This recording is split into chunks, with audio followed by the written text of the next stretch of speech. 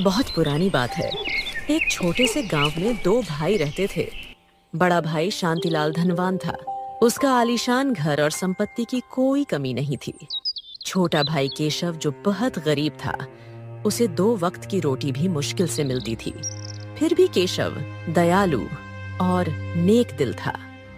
वह रूखी सूखी रोटी खाकर ईश्वर का धन्यवाद करता और मेहमानों का अपना हैसियत से स्वागत करता। शांतिलाल इसके विपरीत कंजूस और घमंडी था। उसे मेहमान और गरीब रिश्तेदार बिल्कुल भी पसंद नहीं थे। वो गरीबों को तुष्ट समझता था और अपनी दौलत पर इतराता था। एक दिन एक बूढ़ा आदमी गांव में आया और शांतिलाल के आलीशान घर का दरवाजा खटखटाया। बेटा, मैं बहुत लंबे रास्ते से आया हूँ, बहुत थक गया हूँ। क्या मुझे एक रात का आसरा और थोड़ा सा खाना मिल सकता है क्या? मेरे पास कुछ भी नहीं है, बस तुम्हारी दया की उम्मीद है बेटा। मदद करो बेटा, मदद करो। अरे बुढ़े, क्या तूने मेरी हवेली को कोई धर्मशाला समझ लिया है क्या? मुंह उठा के दरवाजा खटखटा दिया। अरे तुम जैसे फट्टे गंदे कपड़े वाले यहाँ नहीं रुक सकते। मेरे पास तुम्हारी तरह भिखमंगों के लिए समय और जगह नहीं है।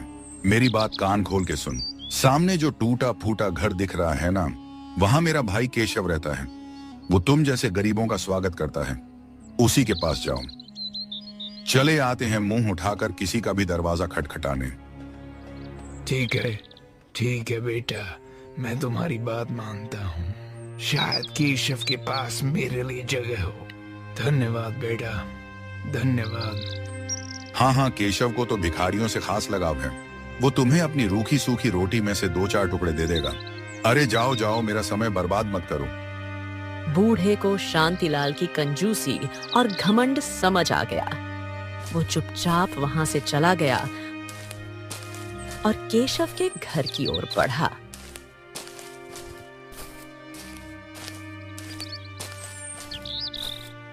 बूढ़े ने केशव के टूटे फूटे घर का दरवाजा खटखटाया। केशव मुस्कुराता हुआ बाहर आया। अरे बाबा जी, नमस्ते नमस्ते, आप कैसे आए? अरे बाप रे, बाहर बहुत धूप है। एक काम करिए, आप पहले अंदर आइए। अंदर आइए, धूप में काहे खड़े हैं? आइए ना। बेटा मेरी बात सुनो, मैं बहुत थका हुआ हूँ। लंबा रास्ता तय करके आया हूँ। बस एक रात के लिए आसरा चाहिए बेटा। अरे बाबा, ये तो आपका अपना ही घर है। पहले अंदर आइए, बैठ के पानी पीजिए, थोड़ा सांस लीजिए लंबा लंबा। बहुत थके हैं, फिर बाकी की बात बाद में करेंगे। आइए आइए। केशव ने बूढ़े को बिठाया।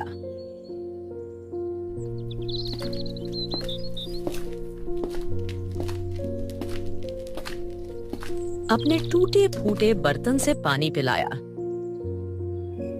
और रात को उसने एक सूखी रोटी और पानी परोसा। बेटा, तुम्हारे पास तो खुद इतना कम है, फिर भी मुझे अपने हिस्से का खाना दे रहे हो। ये मैं कैसे ले लूं बेटा? बाबा जी, मेहमान तो भगवान का रूप होता है। अब हमारे पास भले ही खाना कम हो, लेकिन आपका स्वागत करने का मौका मिला, यही हमारे लिए अनमोल है। आप तो खाइए, मन हल्का होगा। थक गए होंगे ना, खाइए खाइए। बाबा, हमारे पास यही है, लेकिन दिल से दे रहे हैं, इसीलिए अब बिना संकोच खाइए। बेटा, तुम्हारा दिल सोने से भी कीमती है। मैंने बहुत से घर देखे, लेकिन तुम जैसा स्वागत कहीं नहीं मिला। आनंद आ गया। हाँ, अब अच्छा लग रहा है। अच्छा तो देखो बेटा केशव, तुमने मेरे साथ इतना प्यार दिखाया। मैं इस गांव में एक जरूरी काम से आया हूँ। बाबा, हम आपकी बात का मतलब नहीं समझे। मतलब आप कौन हैं और ये कौन से काम की बात कर रहे हैं आप? बेटा, मैं कोई साधारण बूढ़ा नहीं हूँ। 60 साल पहले मैं इसी गांव में रहता था। मेरे पास धन दौलत की कोई कमी नहीं थी।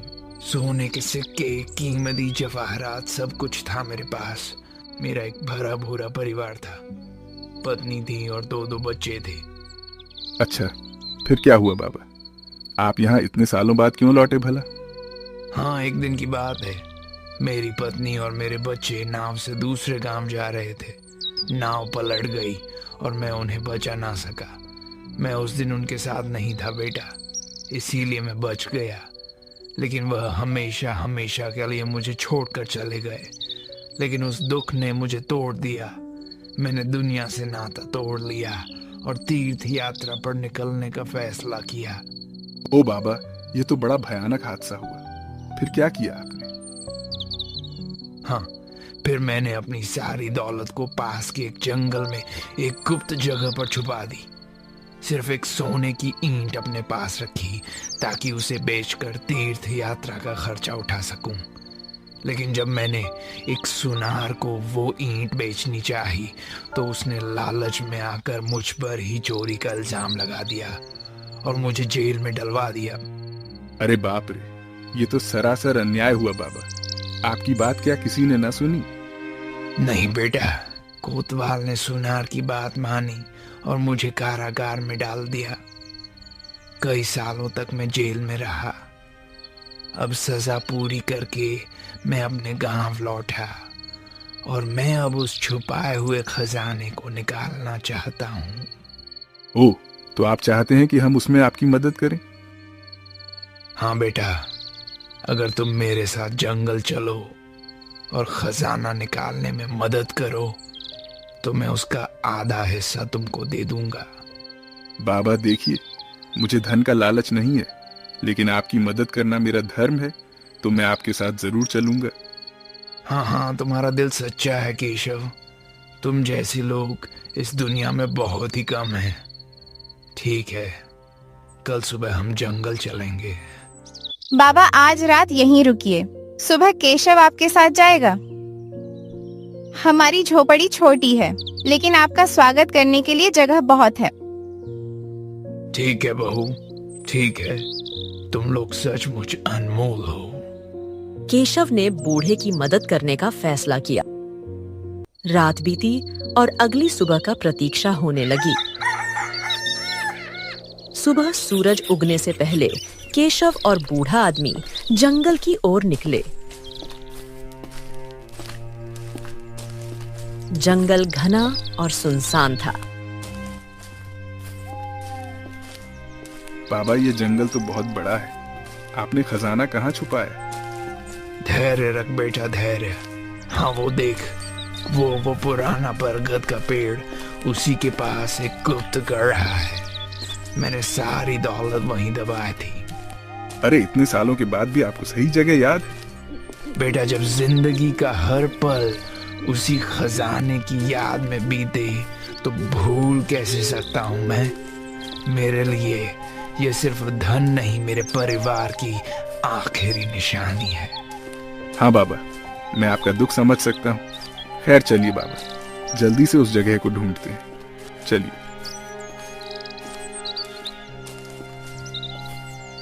दोनों बरगद के पेड़ के पास पहुंचे। बूढ़े ने गड्ढे की जगह दिखाई। हाँ, यही है, यहीं खोदो केशव। थोड़ा नीचे संदूक मिलेगा, अच्छे से खोदो। हाँ ठीक है बाबा, मैं अभी शुरू करता हूँ। केशव ने फावड़े से खोदना शुरू किया। कुछ देर बाद एक पुराना संदूक निकला जिसमें सोने की ईंटें और मोहरें चमक रही थीं। अरे बाप रे बाप बाबा, ये तो सचमुच खजाना है। इतना सोना, इतना जवाहरात, मैंने तो ऐसा कभी नहीं देखा। हाँ बेटा, ये मेरी जिंदगी भर की कमाई है। इसमें मेरे परिवार की यादें हैं। बेटा, इसका आधा हिस्सा अब तुम्हारा है। बाबा देखिए, मुझे इतना धन नहीं चाहिए। हमारे परिवार के लिए 2 वक्त की रोटी और थोड़ा सा सुख, बस इतना ही काफी है। बाकी सब आप रख लीजिए। केशव बेटा, तुम्हारा दिल सोने से भी ज्यादा कीमती है। फिर भी कुछ सिक्के और ईंटें रख लो अपने परिवार के लिए। ठीक है बाबा, आप इतना कह रहे हैं तो मैं थोड़ा सा लूंगा, लेकिन बाकी आपका है। मैं इसे आपके लिए संभाल लूंगा बस। बेटा, इस धन को सावधानी से रखना। मेरे साथ तो एक ईंट की वजह से मुसीबत हो गई थी। लालच में मत फंसना। केशव ने कुछ सिक्के और ईंटें ली, बाकी बूढ़े को दे दिया। दोनों फिर गांव लौट आए।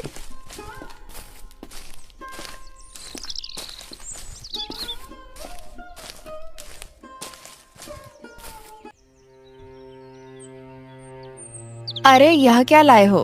इतना सोना ये कहाँ से मिला आपको? अरे भाग्यवान, ये पूरा का पूरा बाबा का खजाना है। मैंने तो बस थोड़ा सा लिया है, वह भी बाबा ने कहा, इसीलिए बाकी बाबा का है।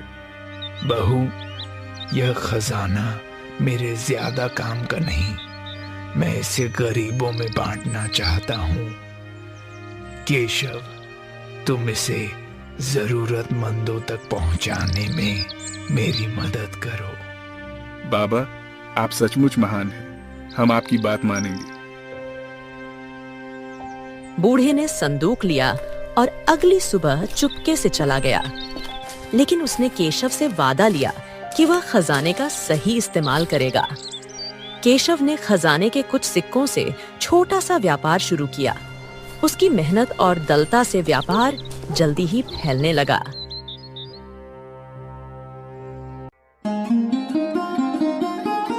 केशव, तुम्हारी मेहनत और बाबा का आशीर्वाद रंग लाया। अब हमारे घर में सुख शांति है। हाँ, सही कहा भाग्यवान। ये सब ईश्वर की कृपा और बाबा जी की दया से हुआ है। अब मैं इस धन से गांव वालों की मदद करूंगा। केशव ने गरीबों को अनाज बांटा, बीमारों की देखभाल की और बच्चों के लिए एक छोटा सा पाठशाला शुरू किया। गांव वाले उसे बहुत सम्मान देने लगे। भैया, केशव जैसा नेक इंसान तो इस गांव में कोई है ही नहीं। उस सब के लिए कुछ ना कुछ करता है। गजब आदमी है वह। हाँ, पहले केशव के पास कुछ नहीं था, फिर भी उसने हमें खाली हाथ कभी नहीं लौटाया। अब वो हमारा भगवान है, भगवान। अरे भगवान तो बस एक ही है, ऊपर वाले सबका मालिक एक। ठीक है, और मैं तो देखो भाई, अपना फर्ज निभा रहा हूं। अगर मेरे पास है तो दूसरों को बांटना मेरा धर्म है। केशव ने अपने टूटे फूटे मकान की जगह एक सुंदर घर बनवाया। वो मेहमानों का पहले से ज्यादा आदर सत्कार करने लगा। उधर शांतिलाल की कंजूसी और घमंड ने उसे गांव में अकेले कर दिया। लोग उससे दूरी बनाने लगे।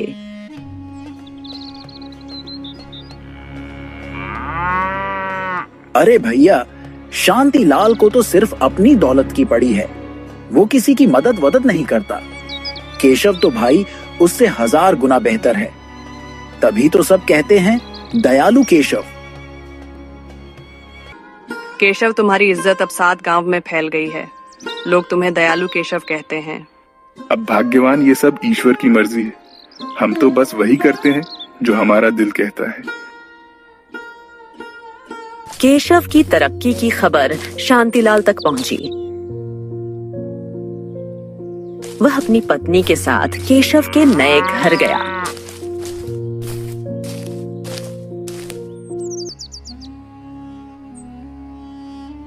ए केशव, ये तेरा नया घर, इतने सारे नौकर चाकर, इतना सामान, इतना पूरे गांव में सम्मान। ये बता, तू इतना अमीर कैसे हो गया हैं? पहले तो तेरे पास एक रोटी भी मुश्किल से थी। भैया, सब ईश्वर की कृपा है। मेहनत और दया से जो भी मिलता है वही मेरे पास है। चाहे जितना अमीर हो जाओ, केशव हमारी बराबरी नहीं कर सकता। हमारा घर, हमारी दौलत इस गांव में सबसे बड़ी है। तुम तो बस एक गरीब थे। अरे भाभी, तुम्हें क्या लगता है हम कम हैं? हमारे पास तो अभी और भी खजाना है। उसे निकालकर हम तुमसे कहीं ज्यादा अमीर हो जाएंगे। खजाना? ये क्या बात कर रही है तू? क्यों रे केशव, ये सच है का? अरे चुप रहो भाग्यवान, ऐसी बातें बाहर क्यों करती हो? भैया, ई बस उसका गुस्सा है। कोनो खजाना बजाना नहीं है, बस ऐसे ही मुंह से निकल गया। नहीं नहीं, कुछ तो बात है। तो इतना अमीर अचानक से कैसे हो गया? जरूर कोई राज है और मैं पता लगा के रहूंगा।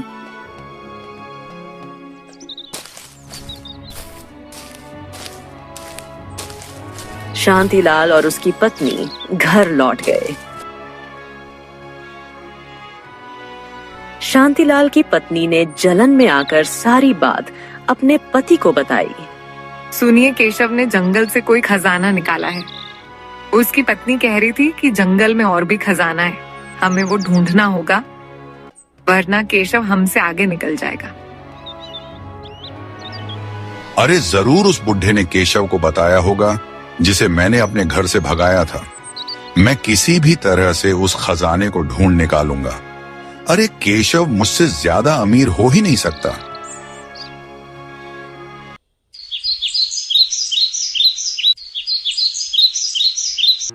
शांतिलाल ने केशव की निगरानी शुरू कर दी। वो हर समय प्रीतम के घर और उसकी हरकतों पर नजर रखने लगा।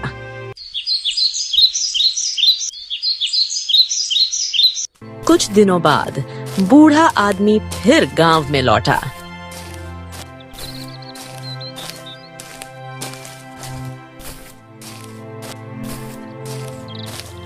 शांतिलाल ने उसे गली में देख लिया और उसका पीछा शुरू किया।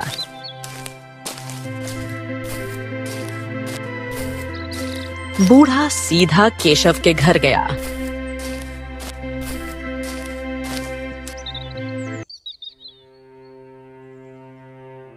बाबा, आप फिर आ गए। देखिए, आपकी कृपा से मेरा घर अब सजा हुआ है। आप देखिए तो सही। अच्छा, आइए आइए, अंदर आइए, अंदर आइए। बेटा, मैं ज्यादा देर नहीं रुकूंगा, बस एक जरूरी बात बताने आया था। मेरे साथ जंगल चलो। बाबा, आप कहें तो मैं अभी चलूं, लेकिन बाबा बात क्या है? बेटा, मैं शायद अब इस गांव में दोबारा ना आ सकूं। जंगल में एक और खजाना दबा है। मेरे जाने के बाद उसे निकाल लेना और सुरक्षित रखना। समय आने पर मैं तुमसे ले लूंगा। बाबा, आपका खजाना मैं आपके लिए ही संभालूंगा। आप निश्चिंत रहिए, मैं अभी आपके साथ चलता हूं। चलिए। दोनों जंगल की ओर निकले। शांतिलाल छिपकर उनका पीछा कर रहा था। जंगल में बूढ़े ने केशव को एक दूसरा बरगद का पेड़ दिखाया। बेटा, मैं शायद अब इस गांव में दोबारा ना आ सकूं। जंगल में एक और खजाना दबा है। मेरे जाने के बाद उसे निकाल लेना और सुरक्षित रखना। समय आने पर मैं तुमसे ले लूंगा। बाबा, आप तो निश्चिंत रहिए, मैं इसे सुरक्षित रखूंगा। लेकिन आप ये बताइए कि आप जा कहाँ रहे हैं? बेटा, अब मेरा समय पूरा हो रहा है।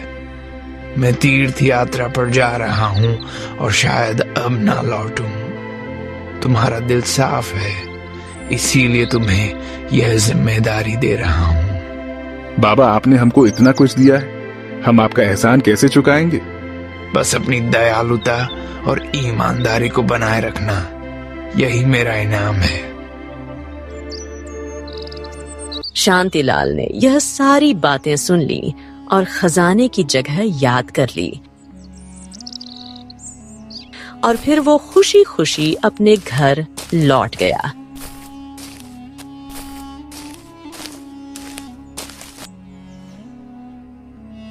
सुनती हो? अरे मुझे खजाने का सारा भेद पता चल गया। अब वो दूसरा खजाना मेरा होगा। केशव को कुछ ना मिलेगा। सचमुच अब हम इस गांव में सबसे अमीर होंगे। केशव और उसकी पत्नी को उनकी औकात दिखा देंगे। घमंडी होने के साथ साथ वो औरत बहुत ही मूर्ख भी थी। इस घमंड में वो सीधा केशव के घर गई और केशव की पत्नी से कहने लगी, इस गांव में सबसे ज्यादा अमीरता हम ही रहेंगे, क्योंकि मेरे पति को भी जंगल में मौजूद एक खजाना मिल गया है, जिसे निकालकर हम लोग एक बार फिर से तुम लोगों से आगे निकल जाएंगे। इतना कहकर वो इतराती हुई अपने घर वापस चली गई।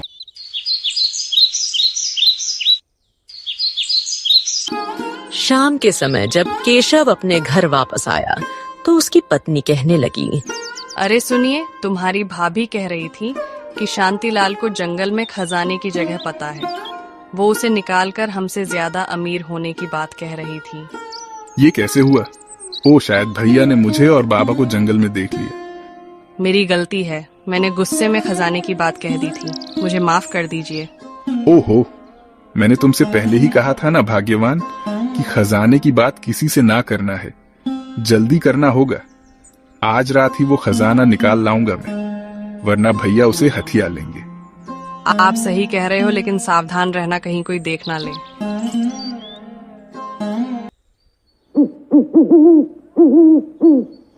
केशव उसर जंगल गया।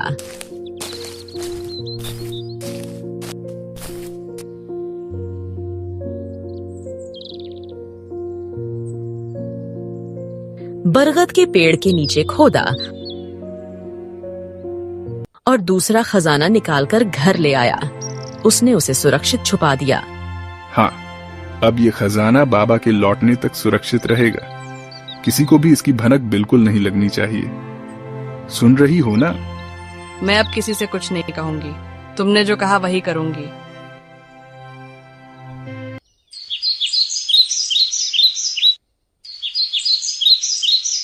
अगली रात शांतिलाल जंगल में खजाना खोदने गया। उसने घंटों खोदा, लेकिन वहां कुछ नहीं मिला। अरे ये क्या? वो खजाना यहाँ नहीं है। इसका मतलब केशव मुझसे पहले आया था। ओ, वो बहुत चालाक निकला। केशव।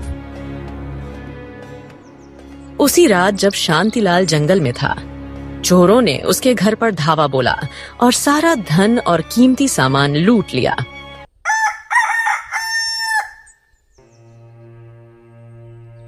आप कहाँ थे? चोर हमारे घर में घुस आए, सब कुछ लूट कर ले गए। अब हमारे पास कुछ नहीं बचा। अरे रे, ये सब तुम्हारे लालच की वजह से हुआ है। मैंने खजाना ढूंढने की बहुत कोशिश की, लेकिन केशव वहां मुझसे पहले ही पहुंच गया और अब हमारा अपना भी धन चला गया। अरे तुमने केशव की पत्नी से जलन ना की होती, न तो आज यह दिन ना देखना पड़ता। मैंने गलती की, मुझे उससे जलन नहीं करनी चाहिए थी। अब हम बर्बाद हो गए। अरे ये सब मेरी भी गलती है। मैंने उस बूढ़े को घर से भगा दिया और प्रीतम ने उसकी मदद कर दी। उसी की दयालुता ने उसे यह सब दिया और मैं तो अपने घमंड में सब खो बैठा।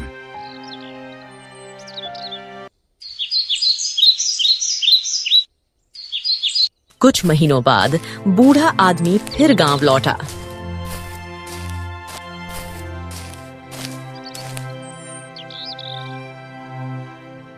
केशव ने उसे सारा माजरा बताया और दूसरा खजाना उसके सामने रख दिया। आइए बाबा, ये मैंने आपका खजाना सुरक्षित रखा है। हमारा भाई इसको हथियाने की कोशिश कर रहा था, लेकिन मैंने इसे बचा लिया। बेटा केशव, तुमने मेरे भरोसे को सही साबित किया। अब यह खजाना तुम्हारा है। मैं इस उम्र में भला इसका क्या करूंगा? बाबा, एक बात कहूं, मेरा दिल कहता है ना कि अब आप कहीं ना जाइए, हमारे साथ ही रहिए ना। मुझे आप में अपने पिता दिखते हैं। क्या आप मुझे अपना बेटा मानकर हमारे साथ नहीं रह सकते हैं क्या? बेटा, तुमने मुझे वो सम्मान दिया और प्यार दिया जो मेरे अपने परिवार ने भी नहीं दिया था। ठीक है, मैं तुम्हारे साथ रहूंगा। बाबा, आप हमारे घर की शान हैं। अब ये घर आपका भी है। केशव ने खजाने का अधिकतर हिस्सा गरीबों में बांट दिया। उसने एक आश्रम बनवाया जहां थके हुए यात्री और गरीब रुक सकते थे। बूढ़ा आदमी केशव और उसकी पत्नी के साथ उनके घर में ही रहने लगा। शांतिलाल अपने लालच और घमंड के कारण सब कुछ खोकर गांव छोड़ गया। केशव भाई, तुमने तो इस गांव का नाम ही रोशन कर दिया। तुम्हारी दयालुता की मिसाल तो हर जगह दी जाती है। केशव बेटा, मेरे बच्चे, तुमने साबित कर दिया कि सच्चाई और दयालुता से बड़ा कोई खजाना नहीं। तुमने मेरा विश्वास जीता है बेटा। केशव की कहानी 7 गांव में फैल गई। लोग उसे दयालु केशव कहने लगे। वो बूढ़ा और अपनी पत्नी के साथ सुखी और शांतिमय जीवन बिताने लगा। उसकी दयालुता और ईमानदारी की कहानी एक मिसाल बन गई, जो यह सिखाती थी कि सच्चाई और अच्छाई हमेशा जीतती।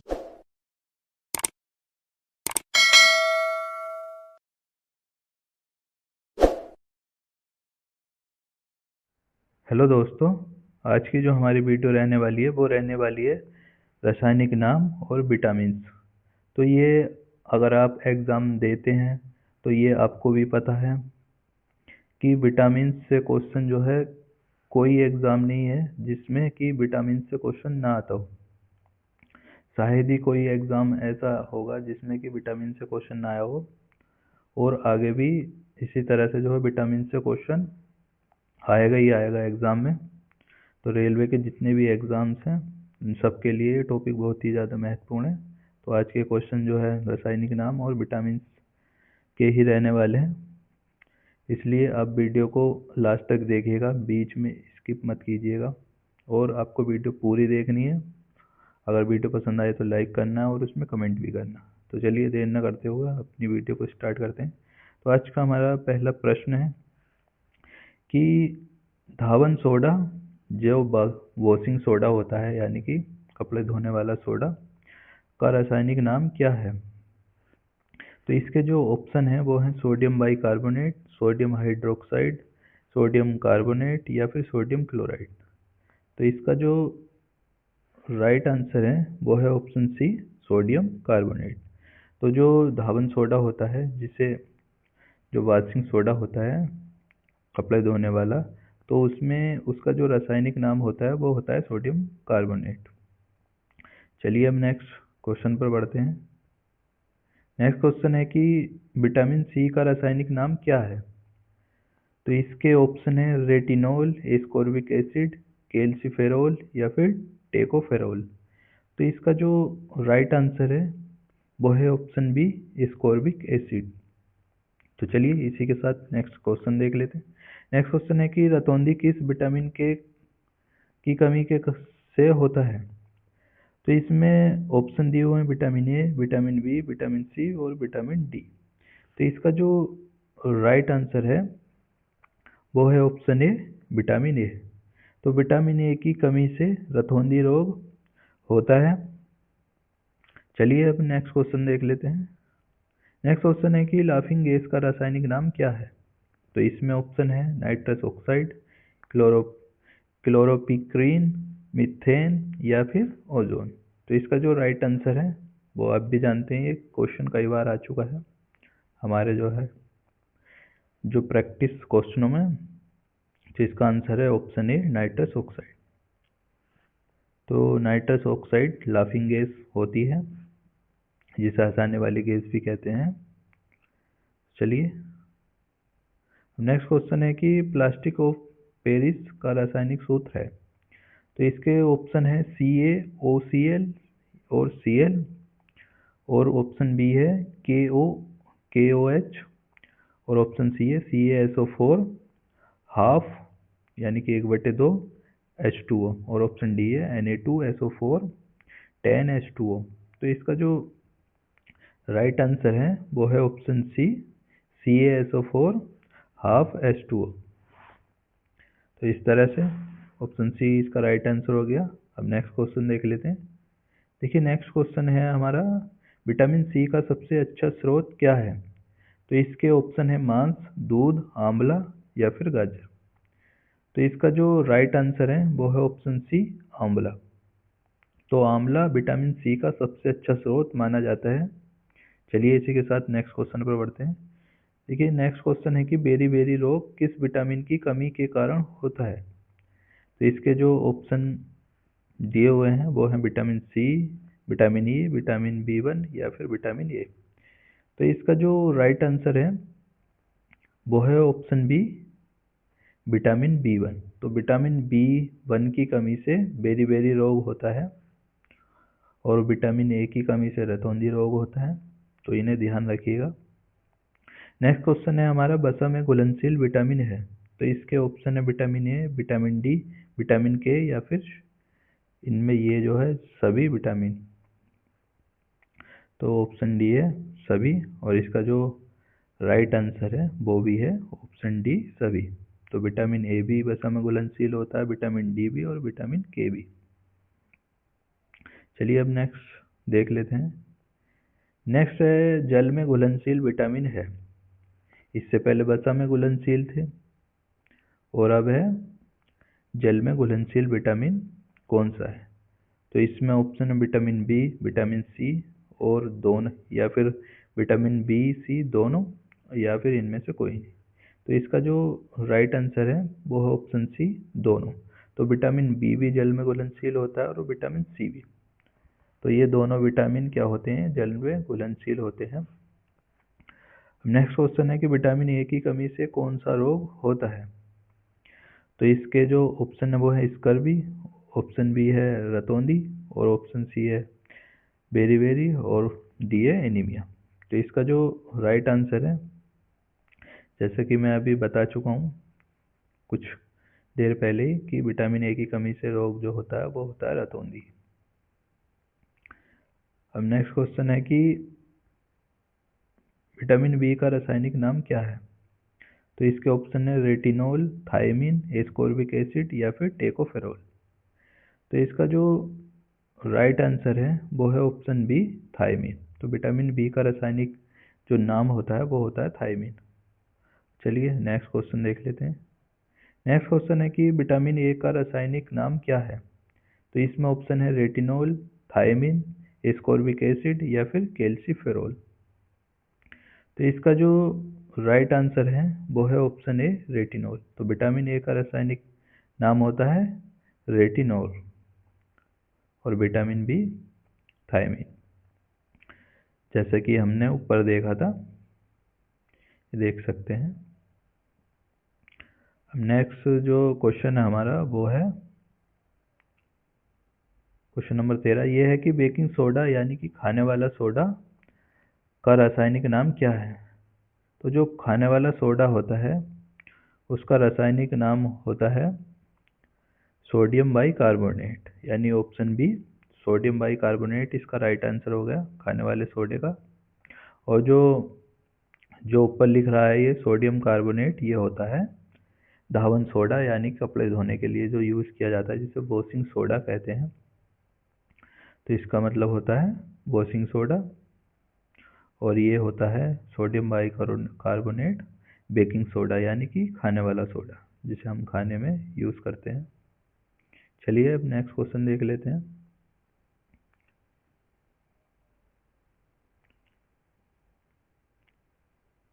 नेक्स्ट क्वेश्चन है हमारा जो बिना बुझा चूना का रासायनिक सूत्र है। तो इसमें ऑप्शन है CaCO3 और ऑप्शन बी है NH4Cl, D2O और CaO। तो इसका जो राइट आंसर है वो है ऑप्शन डी CaO। तो बिना बुझा चूने का जो रासायनिक जो सूत्र होता है, यानी कि फॉर्मूला होता है, वो होता है CaO। और नेक्स्ट क्वेश्चन है शुष्क बर्फ कहा जाता है। तो ये प्रश्न काफ़ी बार आ चुका है, और ऐसा प्रश्न जो है ना ये एग्ज़ाम के लिए बहुत ज़्यादा महत्वपूर्ण है, क्योंकि इस तरह के प्रश्न आते रहते हैं। और चलिए अब इसका ऑप्शन देख लेते हैं। जो शुष्क बर्फ जो कहा जाता है, तो इसमें ऑप्शन दिए हुए हैं ठोस कार्बन डाइऑक्साइड को, मीथेन को, नाइट्रस ऑक्साइड को या फिर सोडियम क्लोराइड को। तो इसका जो राइट आंसर है वो है ठोस कार्बन डाइऑक्साइड को। तो ठोस कार्बन डाइऑक्साइड को शुष्क बर्फ कहा जाता है, जिसे ड्राई आइस कहते हैं इंग्लिश में। आपने देखा होगा कि शादी ब्याह या फंक्शनों में इसका उपयोग किया जाता है। जो आप देखते हैं धुआं सा फैल जाता है नीचे, धुआं जो कि आजकल ट्रेंड में चल रहा है। तो इसका जो अब नेक्स्ट जो हमारा क्वेश्चन है वो है अश्रु गैस का रासायनिक नाम है। तो इसके ऑप्शन है calcium oxide, sodium sulphate, chloro acetophenone या फिर कैल्शियम कार्बोनेट। तो इसका जो राइट आंसर है वो है ऑप्शन सी क्लोरो एसिटोफिनोन। अश्रु गैस का जो रासायनिक नाम होता है वो होता है क्लोरो एसिटोफिनोन। अब नेक्स्ट क्वेश्चन है कि स्कर्वी रोग किस विटामिन के कमी के कारण होता है? तो इसमें ऑप्शन है vitamin A, vitamin B, vitamin C या फिर विटामिन डी। तो इसका जो राइट आंसर है वो है ऑप्शन सी, विटामिन सी। चलिए इसी यहीं पर मैं बताता हूँ, जो विटामिन ए की कमी से होता है वो रतौंधी, और विटामिन बी की कमी B1 की कमी से होता है वो बेरी होता है, और ये जो विटामिन सी की कमी से होता है वो होता है स्कर्वी। अब नेक्स्ट देख लेते हैं। अब नेक्स्ट है कि विटामिन डी का सर्वोत्तम स्रोत क्या है? तो इसमें ऑप्शन है अंडा, दूध, और ऑप्शन सी है सूर्य का प्रकाश, और ऑप्शन डी है हरी सब्जी। तो इसका जो राइट आंसर है वो है ऑप्शन सी, सूर्य का प्रकाश। आपने बचपन से सुनते हुए आ रहे हैं हम सब कि धूप में खड़े होने से या धूप लेने से विटामिन डी मिलता है। बचपन से पढ़ते हुए आ रहे हैं, तो जो विटामिन डी का सबसे अच्छा स्रोत माना जाता है वो सूर्य के प्रकाश को माना जाता है। नेक्स्ट है कि विटामिन B7 का रासायनिक नाम क्या है? तो इसके ऑप्शन है पायरिडोक्सिन, बायोटिन, एस्कॉर्बिक एसिड या फिर फ्लोक्विनोन। तो इसका जो राइट आंसर है वो है ऑप्शन बी, बायोटिन। तो विटामिन B7 का रासायनिक नाम है बायोटिन। नेक्स्ट क्वेश्चन है कि जिप्सम का रासायनिक सूत्र है।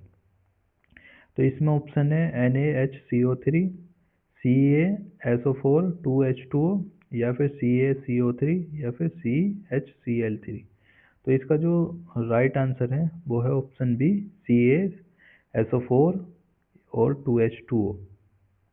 CaSO4, 2H2O इसका जो है जिप्सम का रासायनिक सूत्र होता है। अब नेक्स्ट है कि नपुंसकता या बंध्यता किस विटामिन की कमी के कारण होता है? तो इसमें ऑप्शन है विटामिन ए, विटामिन के, विटामिन ई या फिर विटामिन डी। तो इसका जो राइट आंसर है वो है ऑप्शन सी, विटामिन ई। तो विटामिन ई के कारण नपुंसकता या बंध्यता का जो है के कारण जो है हो जाता है। अब नेक्स्ट जो है क्वेश्चन को देख लेते हैं। नेक्स्ट क्वेश्चन है कि ब्रंजक चूर्ण का रासायनिक नाम क्या है? तो इसके ऑप्शन है nitric acid, zinc oxide, potassium chloride या फिर ब्लीचिंग पाउडर।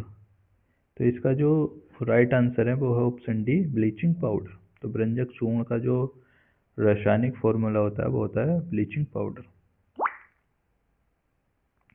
चलिए अब नेक्स्ट जो क्वेश्चन है वो है साधारण नमक का रासायनिक नाम है। तो इसमें ऑप्शन है sodium chloride, sodium nitrate, sodium bicarbonate या फिर सोडियम कार्बोनेट। तो इसका जो सही आंसर है वो है ऑप्शन ए, सोडियम क्लोराइड। तो साधारण नमक का जो रासायनिक नाम होता है, केमिकल नेम होता है, वो होता है सोडियम क्लोराइड। अब नेक्स्ट है कि विटामिन के का रासायनिक नाम क्या है? तो इसके ऑप्शन है टेकोफेरोल, फ्लोक्विनोन, कैल्सीफेरोल या फिर नियासिन। तो इसका जो राइट आंसर है वो है ऑप्शन बी, फ्लोक्विनोन। तो विटामिन के का रासायनिक नाम होता है वो होता है फ्लोक्विनोन। और नेक्स्ट है कि मार्स गैस किसे कहा जाता है? तो इसके ऑप्शन है मीथेन, हाइड्रोजन, ऑक्सीजन या फिर नाइट्रोजन। तो इसका जो राइट आंसर है वो है ऑप्शन ए, मीथेन। तो मीथेन को मार्स गैस कहा जाता है। चलिए अब नेक्स्ट क्वेश्चन देख लेते हैं। अगर आपको वीडियो पसंद आ रही है तो वीडियो को लाइक कर दें और वीडियो में कमेंट ज़रूर कर दें कि आपको वीडियो कैसी लग रही है और आप कितने प्रश्न सही कर पा रहे हैं इसमें। और वीडियो में लास्ट तक बने रहिएगा।